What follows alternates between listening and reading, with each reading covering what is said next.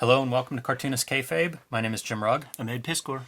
Going to look at print from November, December 1988 at Graphic Design Magazine. But before we do, I want to tell everybody, like, follow, and subscribe to the Cartoonist Kayfabe YouTube channel. Hit that bell icon below this video to be notified when we post new videos. It'll help you stay ahead of the kayfabe effect curve. You'll be notified when we post a new video, so you can be the first one to go looking for it on eBay, Amazon, or your local comic shop before those prices bump up or before the book sells out. We also ask that if you enjoy the videos, let them play through to the end. What that does is makes the videos easier to find on YouTube for other comic fans that may not already know about Cartoonist Kayfabe, and that is how we grow the channel, so thank you very much for that.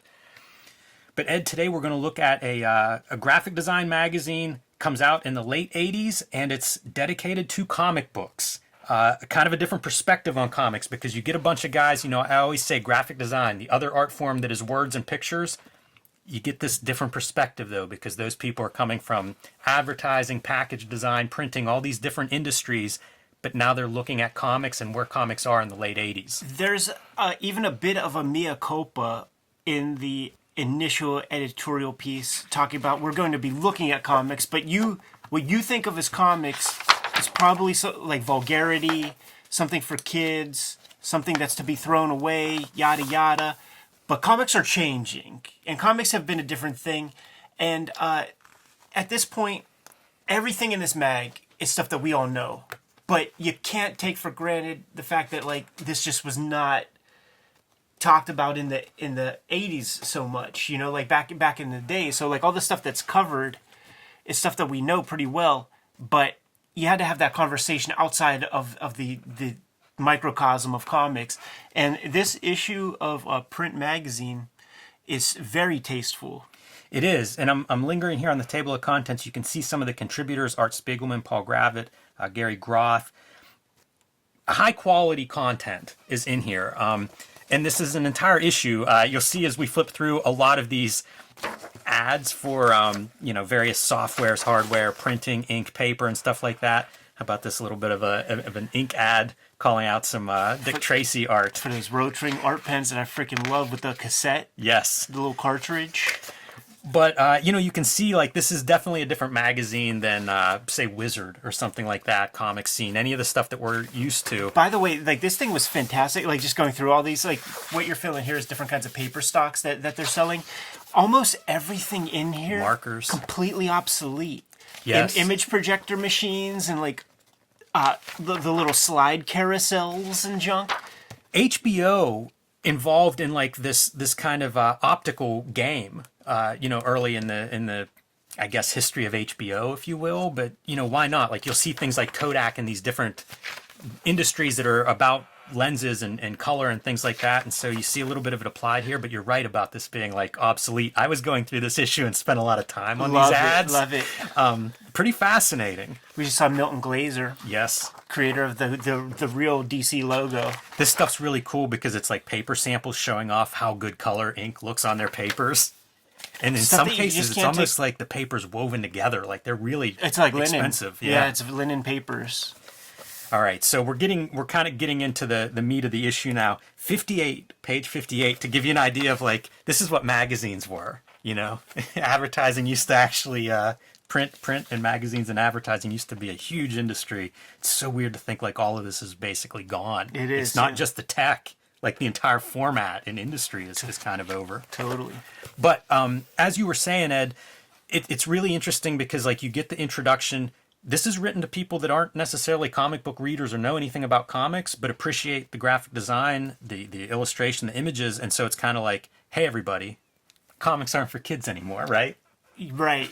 Except it's not the cheesy version. Right, like, that's true. Like, it's getting into some real names, and it'll hit what would be considered esoteric material. Like, Dan Clow's Lloyd Llewellyn are comics that are mentioned here. I have to think that, like, this, first off, this magazine is a bible of graphic design people, art directors and such. Right. To have your name mentioned in here probably got, Clow's a couple of jobs that made it possible for him to keep doing comics. Yeah, Charles Burns does a bunch of stuff with one of these big paper manufacturers. It's not Mohawk. I forget which one it is, but like you can find those on eBay.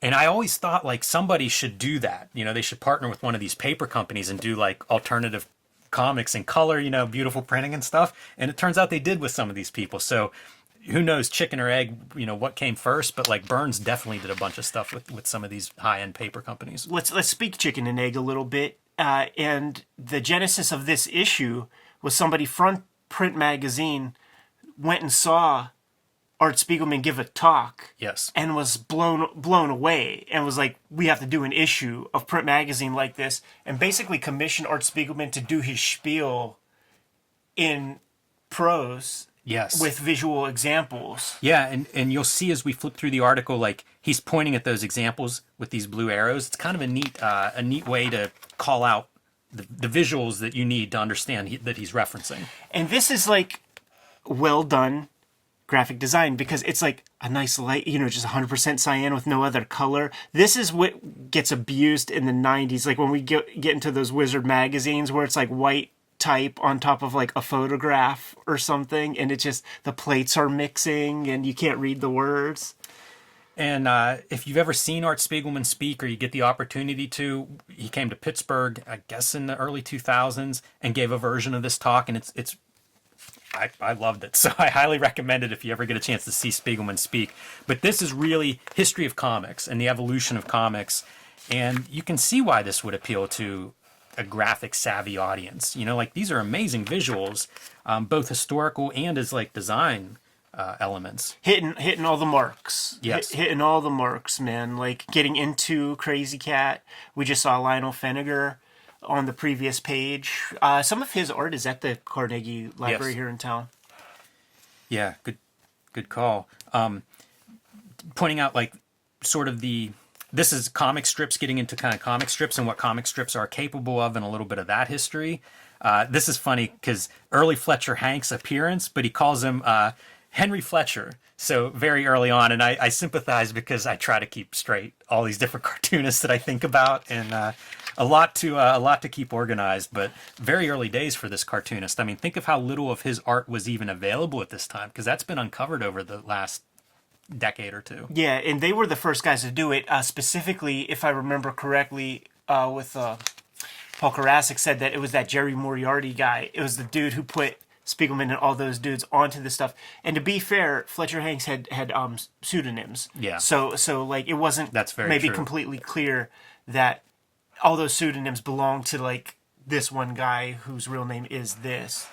How about this for a powerhouse page? Harvey Kurtzman and Will Eisner. Yes. You know what I mean? Like this really is, if you're new to comics and you just read this article, you'd know more than your average comic book reader probably on the history of comics. It's Rory very Hayes thorough. discussion. Yeah. You know? Underground, you know, getting through comics code.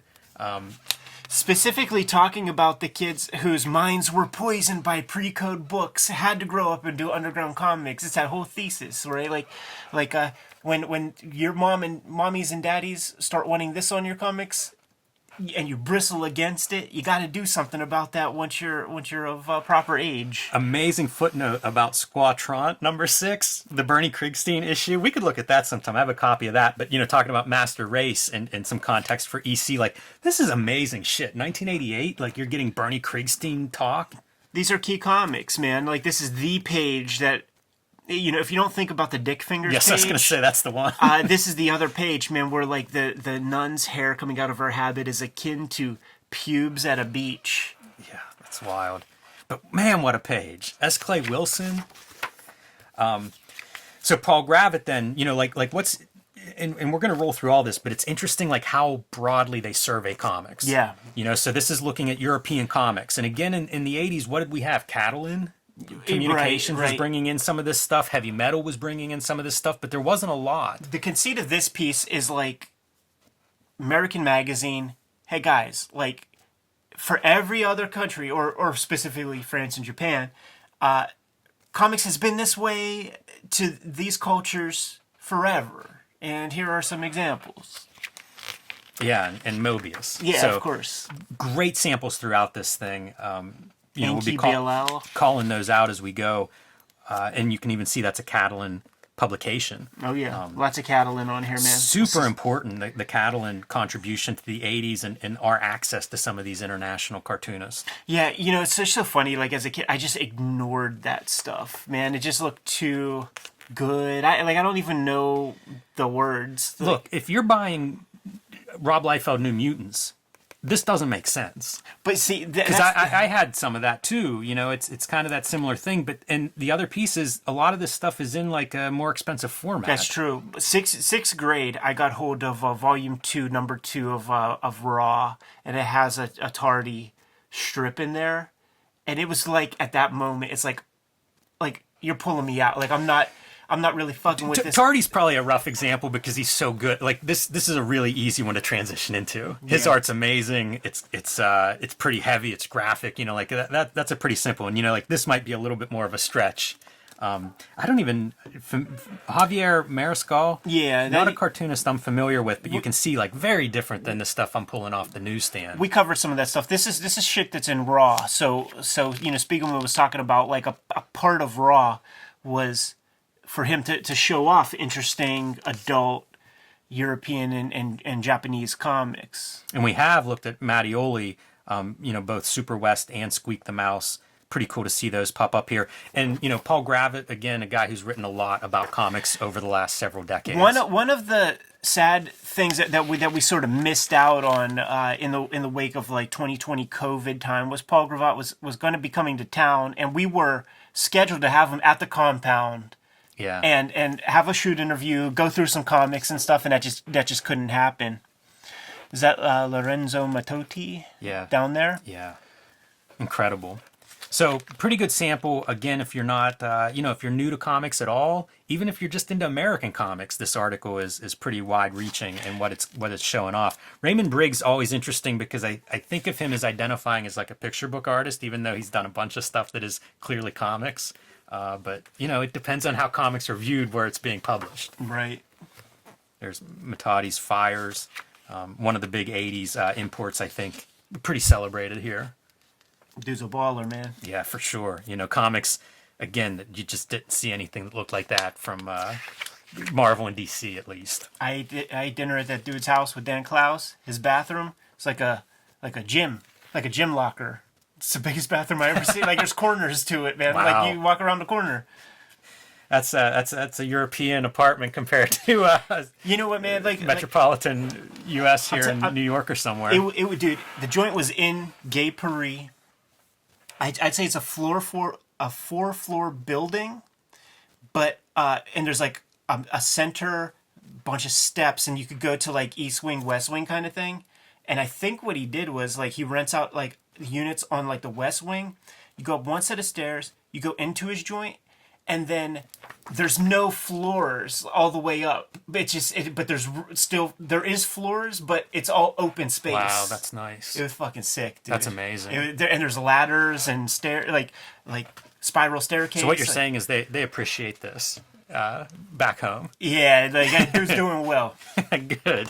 I love a successful cartoonist. Munoz and Sampaio, we've looked at this, you know, the center work. So again, it's interesting what's being pulled out because like this stuff sort of gets reprinted.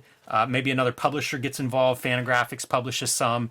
And over time, it becomes like you have access to this. Several editions of this now available even here. I linger here. This is Francois Bouc, I think is how you pronounce it, The Magician's Wife. I had somebody gift me this book, Chris Pitzer at House Books, big fan of this cartoonist, so got me a copy of the Catalan publication.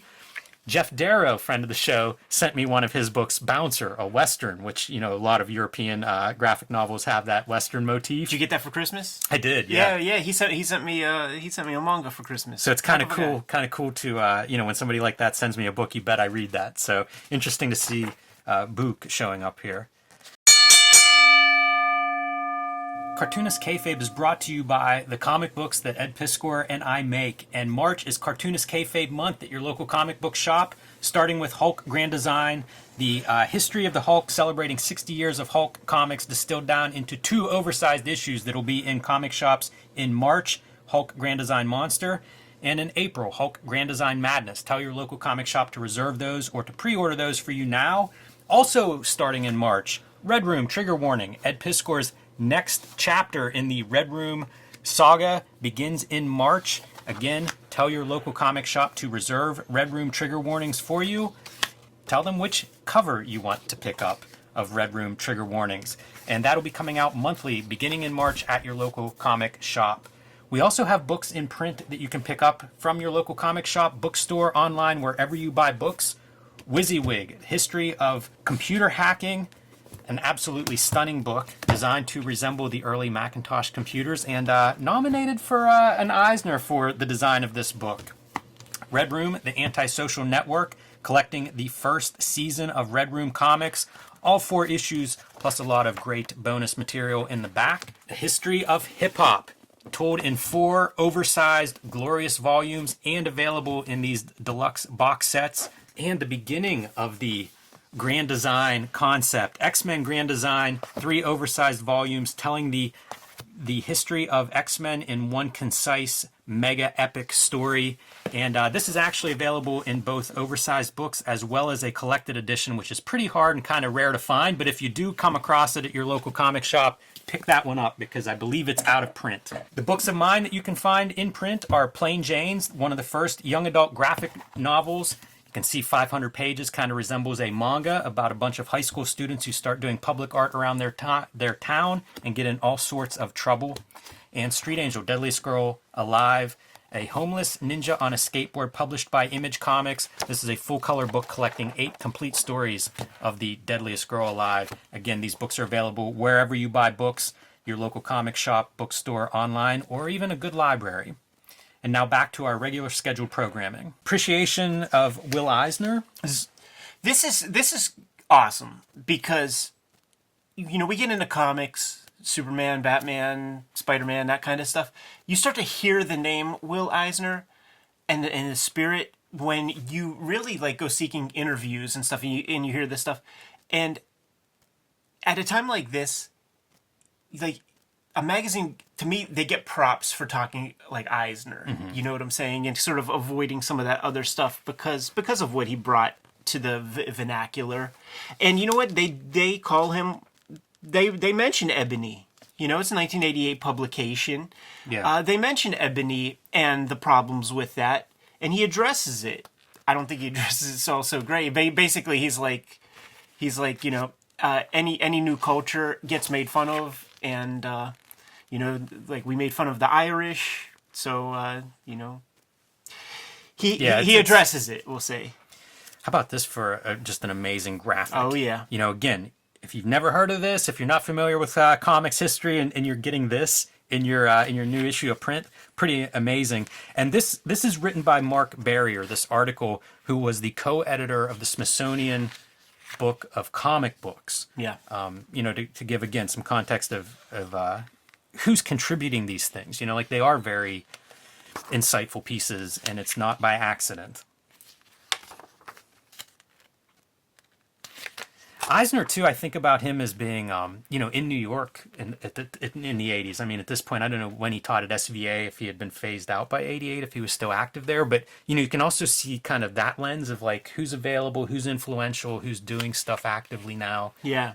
You know, quite a scene, because the magazine is coming out of New York, so... And he's you know, doing his big books. Like, you just saw Contract with God. And it talks about, like... you know, him wanting to do more than just like your average superhero stuff, but still like using a lot of that vocabulary, but pushing it further. Yeah, it's fun to see some of those ideas, you know, having theater and movie influences, talking about some of that stuff, lighting, all of that, pushing it. The sort of mature aspect of this publication rears its head several times where we're not looking at Watchmen. We're not looking at Dark Knight. And Dark Knight, like Watchmen is like almost completely omitted throughout this thing in a lot of ways. And Dark Knight is mentioned a few times, but always with disdain of some sort. It's Spiegelman is mentioning it. And in this Gary Groth piece, he mentions it. And he talks about like, you know, I hope people are gravitating towards Dark Knight for this reason and not that reason. And I think it's like, you know, some commentary of the Paul Kersey, Bernie Getz, 1980s, rather than like the bad artwork, or, you know, he talks shit on the art. So some of the artists that he's talking about are Crumb, Art Spiegelman, Jaime and Gilbert Hernandez, Harvey Picar. Has a great piece about Picar and shows off some stuff and just how Picar is. It begins. Well, how does it begin? He gets into Crumb, and yeah, Crumb is the first one that he's sort of like now spotlighting. I think it's interesting because I get into Fantagraphics 10 years later, late 90s, and it'd be a different list, or the list would be much bigger at that point of like these accomplished alternative cartoonists. But in '88, there isn't a ton. Yeah. And so, he's kind of profiling some of the names I just mentioned, and Crumb, impossible to pigeonhole, autobiographical, political, sexual, historical, phantasmagorical. It's just interesting to think of like we're presenting some of these practitioners of comic books today. Let's describe them in their work. Yeah, it's a great sort of way that he does it. So he does that, and he shows the virtuosity of the artwork.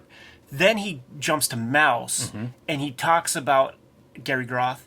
Like, Art Spiegelman absolutely does not have the spectacle or drawing ability of Robert Crumb, but has the same kind of mature sensibility in the stuff that he's talking about, and has like an absolute love of the form. And is like in love with the medium of comics. Talks about breakdowns as well. Yeah, sheer delight with the comics form. That's it. Yeah.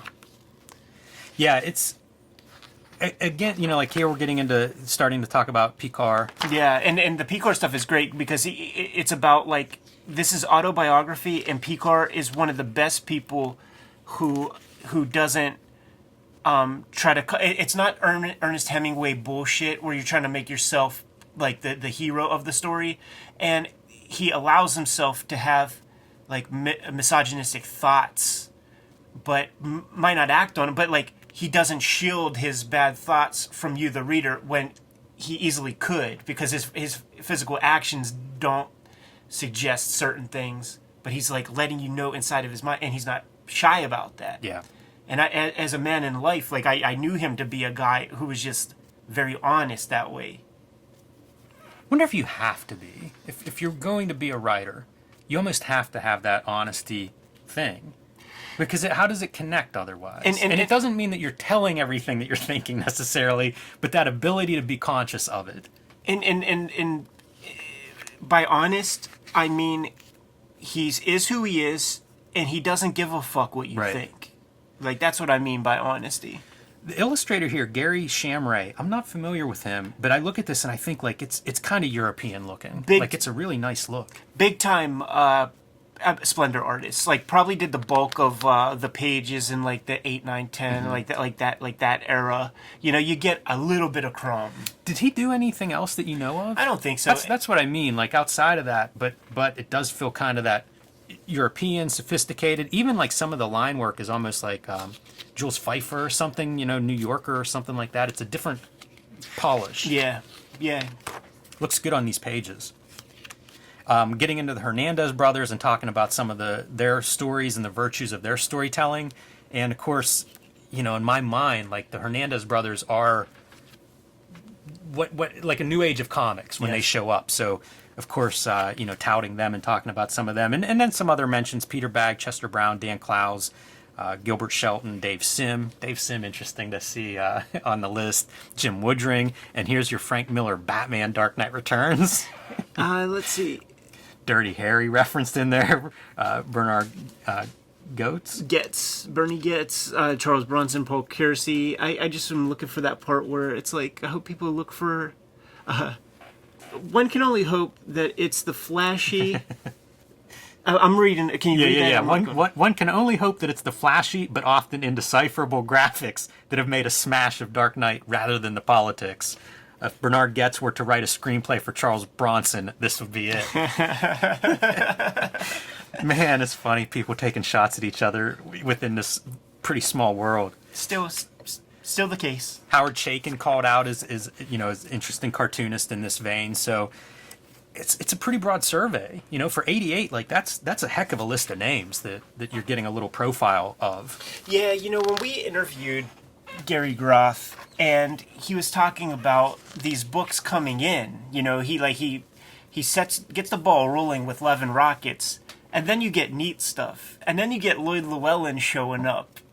The smile that he had on his face, like, he knows what that is, man. It was amazing. It was the stuff that he was been screaming about since the 70s of, like, Yes. what comics could be. Like, he, in the Comics Journal, he would do it so often.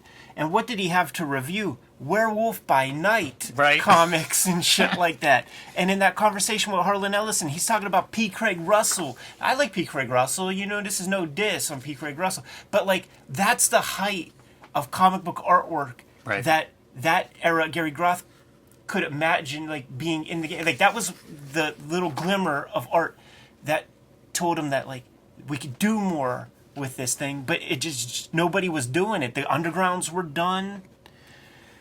One of the great things of this magazine is that he calls out all these names. You're going to get a sample of all of them. Oh, it's so good. And you know what? Can you go back real quick? Because, like, Death of Speedy is done. And this is just one of the most fantastic pages. Like you have this is a cop car. You could tell, like, boom, there's, like, a little bit of the rear view. Like, you get a little bit of that. And then they go up to the car. Like, look at this floating these floating characters with just badges and heads and stuff. Goes up to the car. Doesn't say, it's the subtlety of the dialogue is everything. Ah, geez, Jerry, get on the radio. What's up? Like he's seeing some bullshit in there. Going back to the Brian K. Vaughan conversation, that idea of, like, the cliffhanger pages, cliffhanger panels, like, it just, you have to see the next panel. Yes. So good. But, you know, that idea of, like, each of these showing up after Love and Rockets, it's almost the way ideas go. You know, somebody publishes some idea, and then pretty soon they have disciples, and then they're spreading that, and they're building on it. And it's almost like the reverse pyramid. And that's what you get with Love and Rockets, is just like, oh, this is a whole, there's a million new pieces of vocabulary here for us to use. Just like the kids who grew up with the pre-code stuff, it might also just be that 100 Monkeys thing, where it's just time. Like, I mean, in a way, the Kayfabe channel is that way. Like, you and I were reading the same comics, independent of one another, independent of any kind of outside fandom, and then you grow up and you become a decision maker and a maker of things, and then something like this comes out. Like, it's just, there are times and places.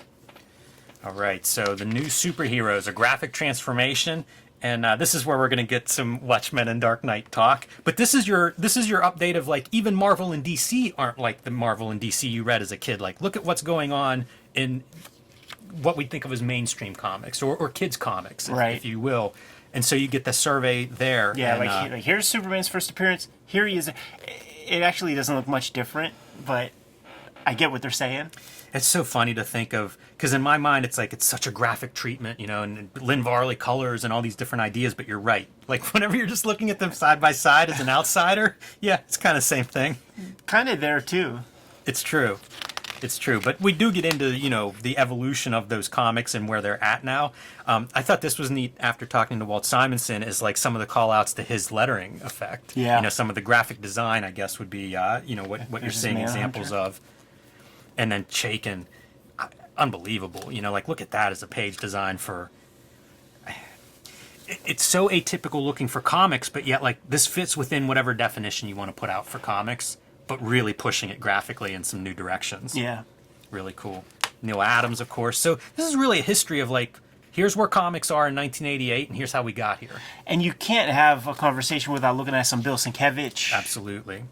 Toddlebin, the that reverse issue where he does the images and then Alan Moore scripts. I appreciate that issue so much, man, but god damn it, it's impossible to read. It's a strange one. Yeah, it's really cool to see, like, the stuff that gets called out. Shatter, Mike Saints. Yeah. You know, doing some of the some computer graphics, including his Iron Man, Mr. X. Grendel. Kent Williams. Yeah, Grendel. Yeah, Painted Comics. I was thinking about Grendel with that Howard Chaykin piece, because every arc of Grendel comics, there will be different things. Like there's like an arc, maybe even around these ones, where it's like 8-panel pages and there's so much lettering, like just typography. And then when you look at the Kamiko version versus the Dark Horse version, it becomes like computer lettering, like in place of like the Art Deco-ish paste up lettering from the Kamiko issues. It's very interesting to compare and contrast that stuff. Yeah, these early days of like painted comics and how does that work? Yeah. That was kind of a big deal. Rick Veitch, man, one of the greats, one of my favorites. How good do these look? Oh, I love in them. print magazine, you know? Love them. They look amazing. Barry Windsor Smith, Miller. It's all, you know, like it's pretty good. Like in hindsight, I don't look at this and think, why would you include that person? Why didn't you include this person? Like it's spot on. You know, for being a magazine about graphic design, they did a great job of actually assembling comic content. Yeah. Yeah, unimaginable feat, to be honest, especially if you're coming in cold and your interest in presenting this is going to sit in and see a Art Spiegelman talk. You know, like, because this is a lot of heavy lifting that's being done here. It's a very dense issue. Yeah. You know, you pick this thing up and you've got a lot of good reading on your hands. Miller, of course, dominant. Interesting, Sienkiewicz gets a lot of, I think, coverage, and now we get into our Watchmen information. So, 1988, man, there was a lot to talk about in comics. Yeah. How about the Watch? I feel like this is your controversial Watch in the middle of, you know, Alan Moore's Descent. I don't even get a copy. Made me think, like, what is that Watch worth these days? I wonder. I wonder. And, you know, talking about, like, design looking good on the pages here, Dave Gibbons, man. Boy, that Watchmen design, just incredible. You know, like how. Sometimes I wonder about this stuff. Nailing Watchmen. Imagine if this had, you know, a Charlton style title on it, logo. Jimmy. Does Watchmen even, you know, like the impact is so great, and I swear it starts at the design. It just announced this is something different. When we sat and chatted, had the privilege to sit and talk with Dave Gibbons when we were looking through this final issue, he said it, and it's something that probably nobody has ever thought about, man, because we have this complete thing, but it was a DC comic. It was running late, and it's possible that Joe Orlando or somebody could have been like, we'll get a fill-in guy to like do issue 7. That could have been. Yes. This is corporate comics. Like, we got to keep the trains running, and it could have been that. So, like, this could have gone wrong in so many stages, and even the fact that, like, they had their schedule, and then it got pushed into an accelerated mode, but Gibbons held fast and kind of, like, just did his thing. But still with that clock, that monkey on his back, you know? Amazing feat. Nearly impossible to replicate, I would say, man, on a corporate level. Yes. I think that it could be done independently. This piece wraps up, and it's kind of reflection on comics and the state of, and I want to read a little bit here because a typical Watchmen caption is a pun on the action picture or vice versa, like an ad headline combined with a dynamic visual, each meaning nothing without the other supporting it. And they talk about, you know, that gap is the subtle interplay between word and image that is the core and the challenge of comics. It's precisely this challenge which defines the new graphics of comic book art. And they have a Frank Miller quote about Bill Sienkiewicz that's kind of the same kind of deal, where the illustrations are not really illustrations of what's going on. The narration isn't really describing what's going on either. There's a gap there, and somewhere in that gap is reality. Great ideas, and like you can kind of see filtered through the lens of we're print and advertising, so like think about how this is working, and it's like I think about that a lot. I love those thoughts. Yeah, and like ad copy works that way a lot. Totally. Man, where you know the words that you're reading, if you don't have that image to go along with it, it could sound like you're having a stroke. 100%. Hey, but we're talking about comics, so that includes newspaper comics. Let's take a survey of that while we're doing a comics issue. The last vestige, man. Incredible, man. And you know, you think of what they're covering. Groening, Gary Larson. This Sylvia strip was in our regular paper, even when I was a kid. And then I'm like, you know what? Let me Google this lady, because like we had this. It's very crude. Let me see what she's about. And all of the best of these comic strip people are all like extremely well educated people, and like they could still have crudity to the art. Like even Kathy Guyswhite and stuff. Like it's crude art because the art comes later to the idea or the point of view. And Kathy in specific, she's not in here anywhere, of course, but she was given the opportunity. She had shit drawing, and the people at the syndicate were like, listen, we're signing you up 3 months. You have to get better. You do the same thing every single day for 3, 4, 5 months. You're gonna get better.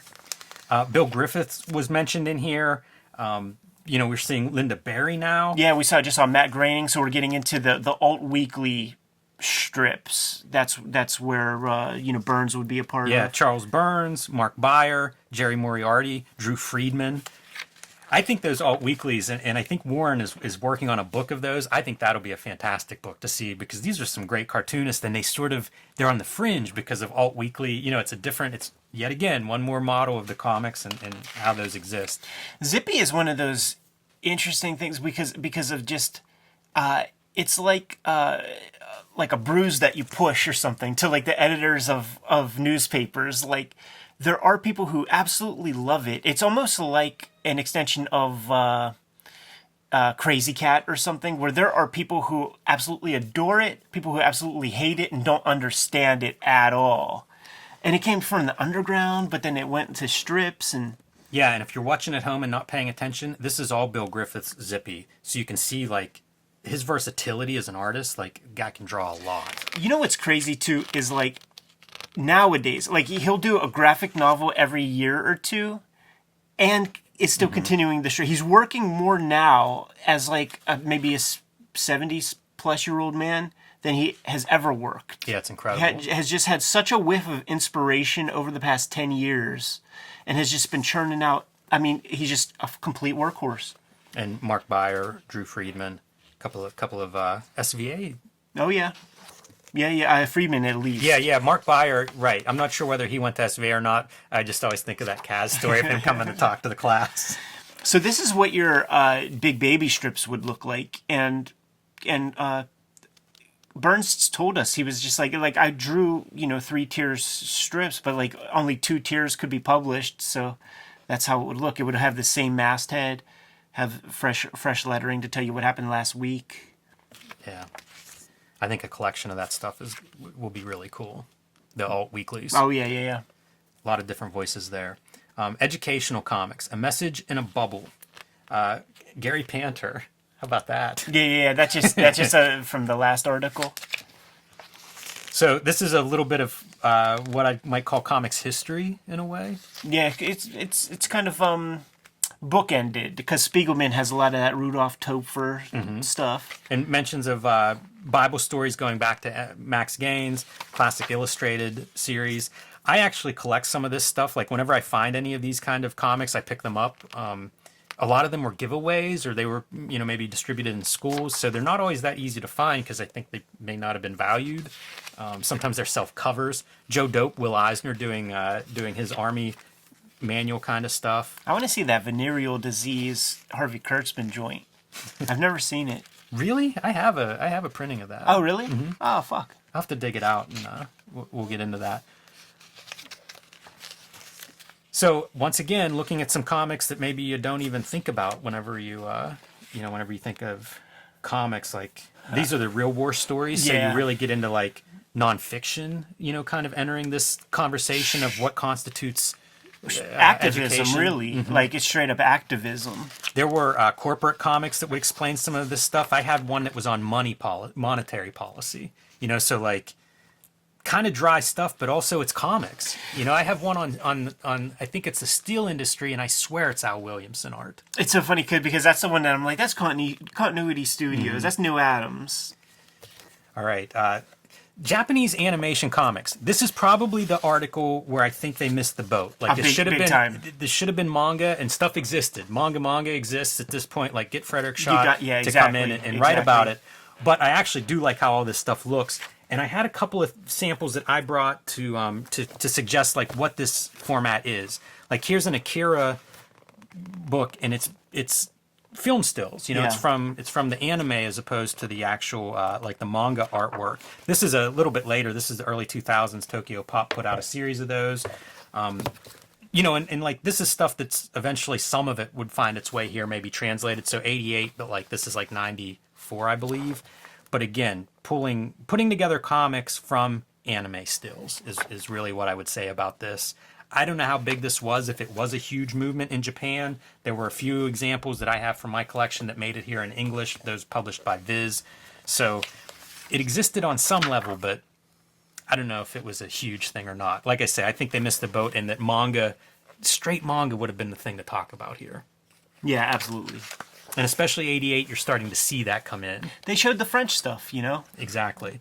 When comics sold soap, I absolutely love this. Fantagraphics put out in their Fantagraphics Underground line a bunch of collections, or a collection of a bunch of advertising comics like this. So this article is funny because apparently there was some pushback. Once they started doing comics and advertising in the 30s and 40s, it just came to dominate. Like, the response was so great you couldn't ignore it, but the traditional advertisers kind of hated it. like this is bullshit. That's how it always goes.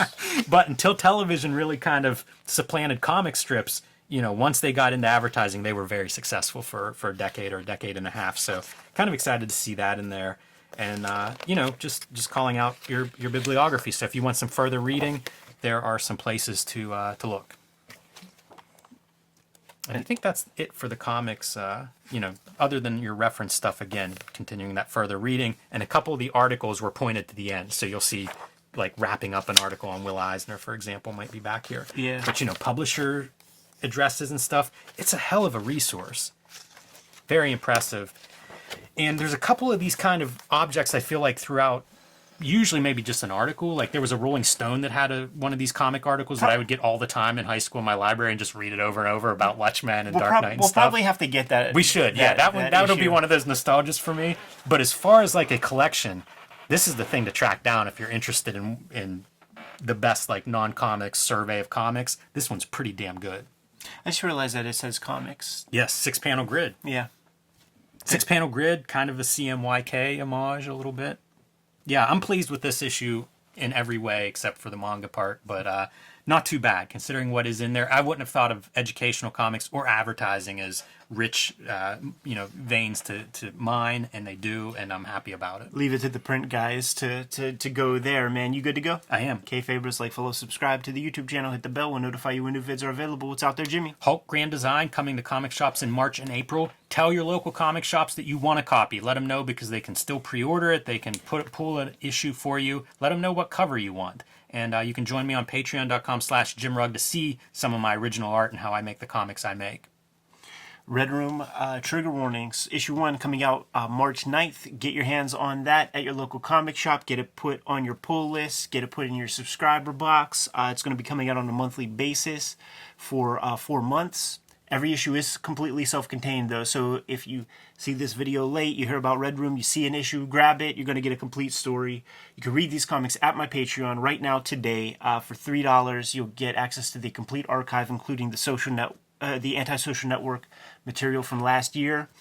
And you can get to all these links at my link tree in the description below this video. What else do we have, Jim? Subscribe to the Cartoonist Kayfabe e-newsletter at the links below this video. You can also find Cartoonist Kayfabe t-shirts and merchandise at links below this video. Another great way to support the channel. Give them those marching orders, Jimmy. We're going to be on our way. Read more comics.